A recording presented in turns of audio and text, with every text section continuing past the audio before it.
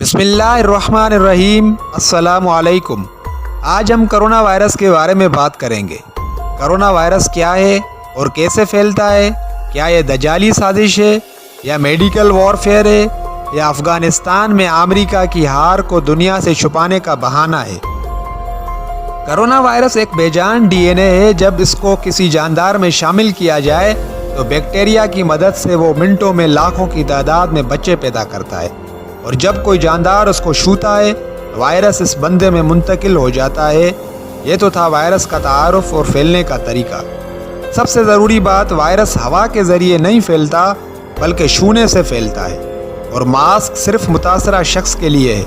ہماری عوام کے دل میں میڈیا نے اتنا زیادہ ڈر پیدا کر دیا ہے کہ لوگ گھروں سے نکلنے سے ڈر رہے ہیں۔ اب بات کرتے ہیں وائرس آیا کہاں سے، اس کا علاج کیا ہے۔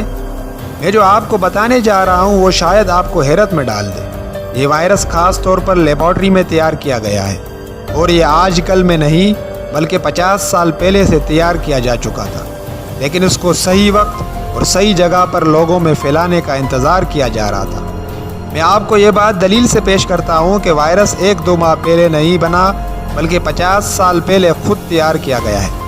سب سے پہلے 1981 میں ایک novel the I of darkness میں بتا دیا گیا تھا کہ 2020 میں چائنا کے شہر ووہان سے اس کا آغاز ہوگا۔ پھر 2000 میں چلنے والے مشہور کارٹون دا سمپسنز میں اس کا ذکر کیا گیا، اور اس کے بعد 2011 کی انگلش فلم جس کا نام کونٹیجین ہے اس میں کرونا وائرس کا بتایا گیا۔ اب سوال یہ ہے کہ اگر وائرس 2 ماہ پہلے پھیلا ہے تو 40-50 سال پہلے اس کا کیسے پتہ چل گیا تھا؟ اور اب صورتحال یہ ہے کہ چائنا کے وزیر خارجہ نے امریکہ پہ الزام لگایا ہے کہ یہ وائرس امریکہ کی آرمی نے چائنا میں جاری فوجی مشقوں میں شامل ہو کے پھیلایا ہے، اور جب یہ وائرس چائنا میں ہوا اسی دن امریکہ کے ایک لیبارٹری میں اس وائرس کے اینٹی ڈوٹ بنانے کا کام شروع ہوا، اور جب چائنا نے امریکہ پہ الزام لگایا تو اسی دن امریکہ نے گوگل سے اس لیبارٹری کی ہسٹری ڈیلیٹ کر دی، اور اب چائنا امریکہ کے خلاف وائرس پھیلانے کا کیس UN میں لے کے گیا ہے۔ اب دیکھتے ہیں کہ آگے کیا ہوتا ہے۔ اور ویسے ایک بات بتاتا چلوں کہ امریکہ نے 2 دن پہلے اینٹی کرونا ویکسین اناؤنس کی ہے، اور ایک امریکی خاتون پر آزمایا بھی ہے جس کا رزلٹ 15 دن میں آ جائے گا۔ تو یہ سب چیزیں یہ بتا رہی ہیں کہ ہم جنگ میں ہیں، اور یہ جنگ تلواروں اور بندوقوں سے نہیں لڑی جا رہی بلکہ اس کو 5th جنریشن وار کا نام دیا گیا ہے، جس میں آپ سامنے آئے بغیر اپنے دشمن کو شکست دیتے ہیں۔ اور اب کرونا وائرس کے دوسرے رخ کو دیکھتے ہیں۔ روس دنیا کا سرد ترین ملک مگر وہاں کرونا وائرس نہیں، ترکی بھی سرد ملک ہے اور ایران کا پڑوسی مگر وہاں کرونا نہیں، افغانستان ایران کا پڑوسی مگر وہاں کرونا نہیں، دبئی ایران کا قریبی ملک مگر وہاں کرونا نہیں، عرب کے دیگر ممالک میں کرونا وائرس سے کسی کے مرنے کی خبر نہیں۔ یہ کرونا وائرس امریکہ، اسرائیل اور برطانیہ کو چھوڑ کر آخر یورپی یونین اور اس کے ممالک چین، اٹلی، اسپین اور ایران و پاکستان میں کیسے پہنچایا؟ ان ممالک میں کرونا وائرس کیوں آیا؟ اس کے پیچھے جو سازش اور خفیہ منصوبے ہیں وہ آپ کی آنکھوں کو حیرت سے کھول دے گا۔ چین اس وقت دنیا کا معاشی ریچھ بنتا جا رہا تھا، اور امریکہ نے متعدد بار چین کو روکنے کی کوشش کی مگر ناکام رہا۔ امریکہ اس پوزیشن میں بھی نہیں تھا کہ وہ چین سے جنگ کر سکے، لہذا اس نے افغانستان سے نکلتے ہی دنیا کی توجہ کرونا وائرس کی طرف کر دی۔ طالبان سے امن معاہدہ ہونے کی دیر تھی کہ چین میں کرونا وائرس کی خبر دنیا بھر میں پھیل گئی۔ چین کو معاشی سپر پاور بننے سے روکنا تھا، اور اس کام کے لیے امریکہ اکیلے کافی نہیں تھا۔ امریکہ نے چین کی معیشت کو کنگال کرنے کے لیے اپنے ساتھ برطانیہ اور اسرائیل کو ساتھ ملا لیا۔ طے شدہ پلان کے مطابق کرونا وائرس کو چین کے شہر ووہان میں 2 ماہ قبل ملٹری مشقوں کے دوران چھوڑا گیا۔ امریکی فوج کے واپس جاتے ہی ووہان شہر میں کرونا وائرس کی وبا نے سر اٹھا لیا۔ امریکہ کا پہلا نشانہ کامیاب ہوا، اور وائرس نے چین اور چینیوں کو دنیا بھر میں مشکوک اور اشوت بنا ڈالا۔ وائرس چین سے نکل کر Italy, Spain, France, Germany, Iran تک جا پہنچا۔ جب ان ممالک میں ہلاکتوں کی خبریں آنا شروع ہوئیں تو امریکہ نے IMF، ورلڈ بینک، عالمی ادارہ صحت کے سربراہان کو خفیہ پیغامات کے ذریعے ان ممالک کو امداد دینے کے اعلان کرنے کا کہا۔ برطانیہ نے بھی امداد کا اعلان کر دیا، اور امداد کا اعلان سنتے ہی وہ ممالک بھی متاثر ہونا شروع ہو گئے جہاں ایک بھی کیس رجسٹرڈ نہ ہوا۔ برطانیہ کے یورپی یونین سے نکلتے ہی امریکہ نے اس کی طرف ہاتھ بڑھایا اور کہا کہ مل کر دنیا پہ حکومت کرتے ہیں۔ برطانیہ سے تعلقات کا اندازہ اس بات سے لگایا جا سکتا ہے کہ امریکہ نے یورپی یونین کے افراد پر بھی امریکہ میں داخلے پر پابندی عائد کر دی، جبکہ برطانیہ سے کہا کہ اس کے شہری امریکی آ سکتے ہیں۔ 2019 کے آخر تک اعداد و شمار کے مطابق چین دنیا کے 124 ممالک کے ساتھ تجارتی طور پر منسلک ہو چکا تھا اور اس کی بنائی ہوئی چیزیں ان 124 ممالک تک پہنچ رہی تھی، جبکہ 2019 کے آخر میں امریکہ کا تجارتی رابطہ صرف 56 ممالک تک محدود تھا۔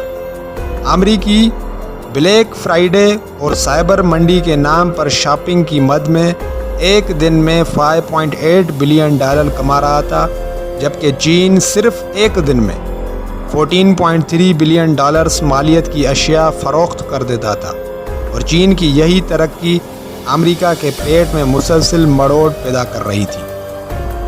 چین کی راہ روکنے کے لیے امریکہ، برطانیہ اور اسرائیل دنیا کا معاشی سپر پاور بننے کا منصوبہ شروع کر چکے ہیں، اور اس منصوبے کے مطابق پہلے انہوں نے چین کو نشانہ بنایا اور پھر ان ممالک کو ٹارگٹ کیا جن کے چین کے ساتھ بڑے پیمانے پر معاشی تعلقات تھے۔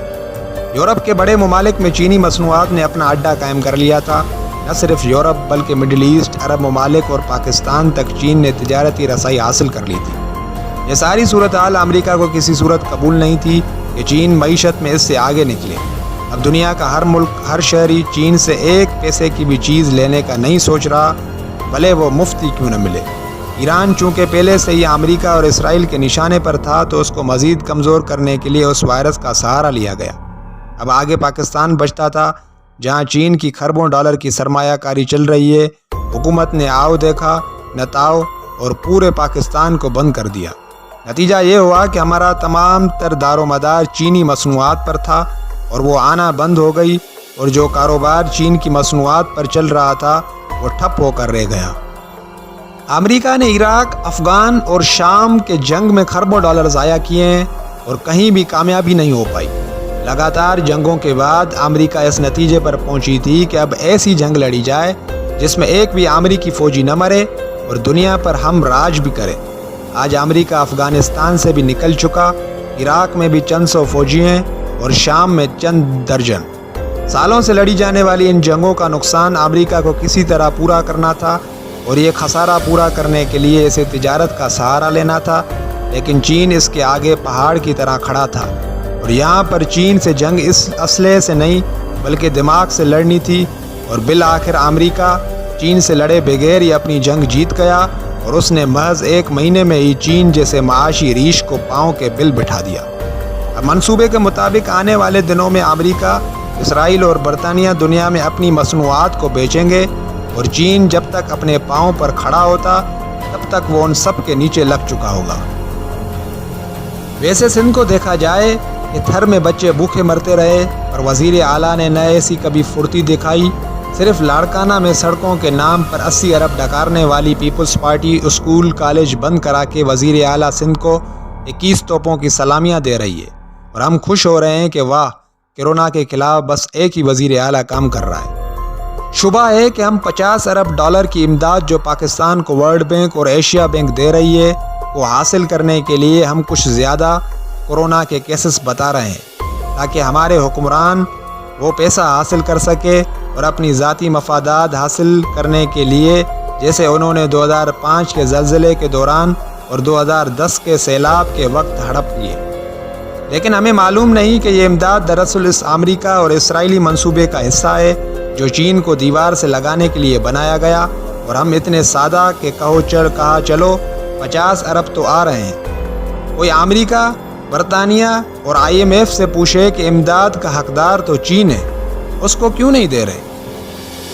بہرحال کچھ بھی ہو، پر یہ اثر جو نمودار ہوئے ہیں، اسے دیکھ کے ہمیں چاہیے کہ ہم اللہ جل شانہ کی طرف رجوع کریں، اور حضور پاک صلی اللہ علیہ وآلہ وسلم کی سنتوں کو زندہ کریں، اور پورے کے پورے اسلامی زندگی میں ڈھل جائیں، تاکہ ہماری دنیا اور آخرت دونوں سنور جائے۔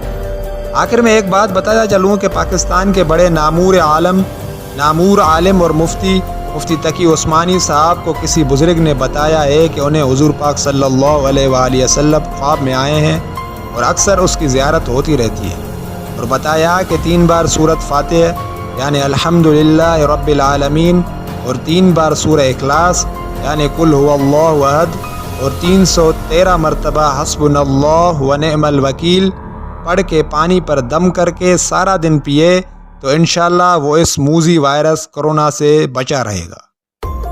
اگر آپ کو ہماری ویڈیو پسند آئی ہے تو ہمارے فیس بک پیج اور یوٹیوب چینل جوگن تھاس کو سبسکرائب کریں اور بیل آئیکن کو دبانا نہ بھولیں تاکہ آپ کو ہماری ہر نیو ویڈیو کی نوٹیفیکیشن ملتی رہے۔ جزاک اللہ، اللہ حافظ۔